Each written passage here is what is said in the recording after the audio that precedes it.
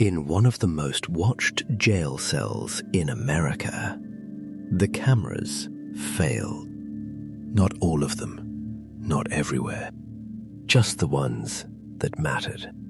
When Jeffrey Epstein was found dead inside a federal detention facility in August 2019, investigators promised clarity. Surveillance footage would answer questions. It would show who entered, who exited, what happened. But when that footage was requested, key segments were missing, corrupted, or simply unavailable. And in a case surrounded by powerful names, sealed documents, and sealed indictments, the most important hours were swallowed by silence. Why? Jeffrey Epstein was not an ordinary inmate. He was a convicted sex offender, awaiting trial on federal charges of sex trafficking minors. His alleged network spanned politicians, billionaires, royalty, scientists, and cultural elites. The case had the potential to expose some of the most influential people on Earth. On August 10th, 2019, Epstein was found unresponsive in his cell at the Metropolitan Correctional Center in New York City. He was pronounced dead shortly after. The official ruling: suicide by hanging. But the circumstances were anything but ordinary. 2 guards assigned to monitor him had reportedly fallen asleep. Required 30-minute checks were not conducted. His cellmate had been transferred, and cameras that should have recorded critical footage either malfunctioned or did not capture the right angles. In a case already explosive, the gaps in surveillance footage became the focal point. Because when cameras fail in the most sensitive prison in the country, people start asking why. According to federal authorities, there was no conspiracy. The Department of Justice concluded that Epstein died by suicide. An internal review found serious irregularities in prison procedures, but no evidence of foul play. As for the missing surveillance footage, prosecutors explained that the cameras directly outside Epstein's cell were not operational at the time. Other cameras in the area recorded partial footage, but did not show anyone entering his tier during the relevant period. In a separate legal proceeding, the government acknowledged that some video files requested by Epstein's cellmates' attorneys were mistakenly preserved, then lost, then later recovered from backup systems. Officials attributed this to technical errors and routine system failures. Old facility, outdated equipment, human negligence. That was the explanation. A tragic death compounded by bureaucratic incompetence. Nothing more. But the timeline does not sit comfortably. Epstein had already been found injured in his cell weeks earlier in what was described as a possible suicide attempt. After that incident, he was reportedly placed on suicide watch. Then, abruptly, he was removed from suicide watch. Why? Officials said mental health professionals determined he no longer required it. Yet documentation around that decision remains limited. Then there are the cameras. Reports indicated that 2 cameras outside Epstein's cell were malfunctioning that night. Other cameras in the common area were functioning, but did not provide a clear view of his cell door.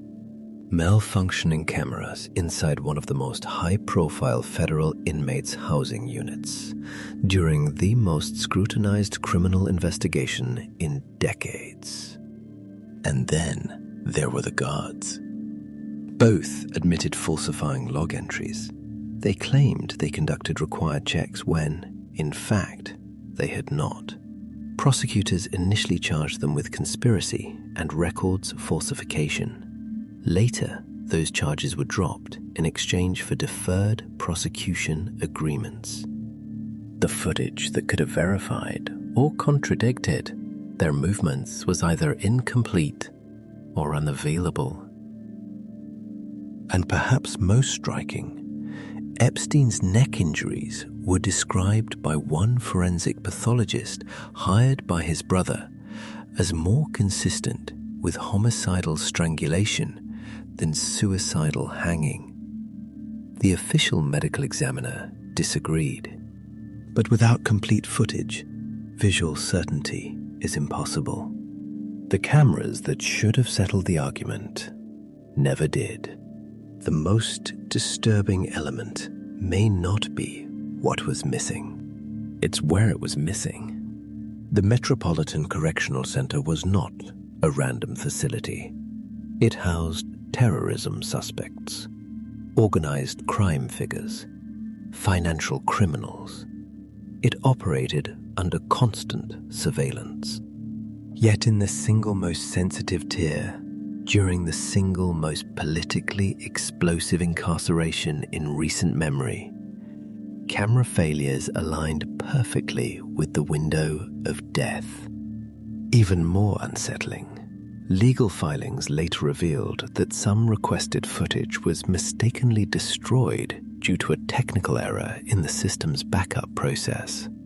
Prosecutors told the court the recording equipment had not preserved the correct data. Destroyed, recovered, corrupted.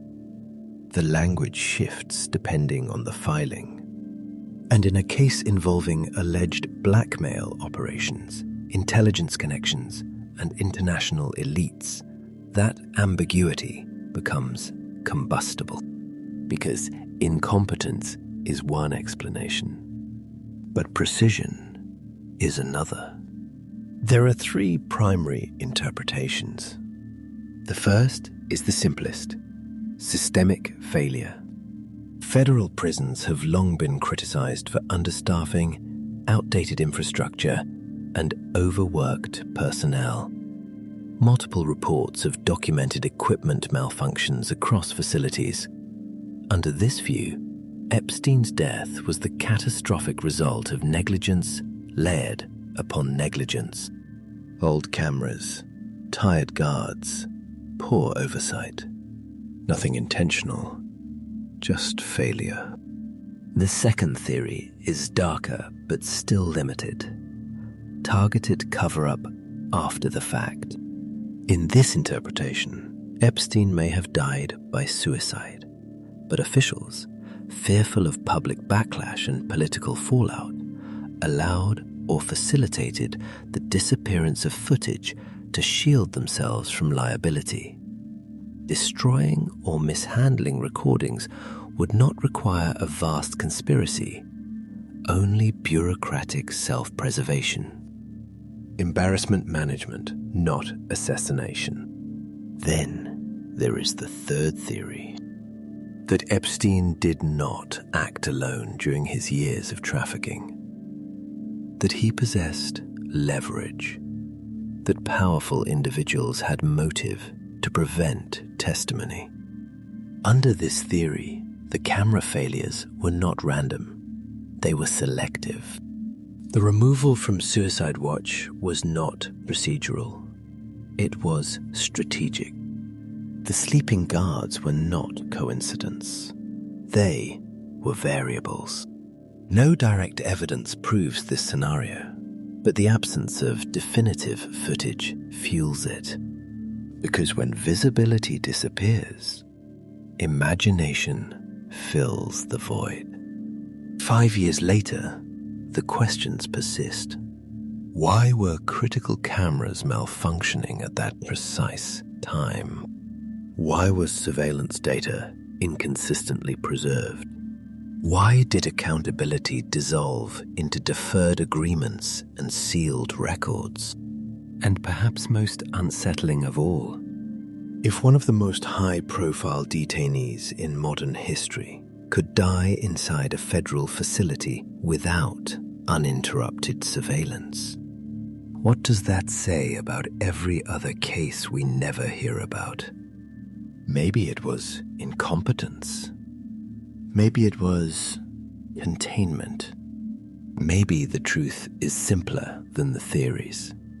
Or maybe the most revealing detail in the Epstein case isn't what we saw. It's what we were never allowed to see. And if the cameras were blind when it mattered most, who benefits from the darkness?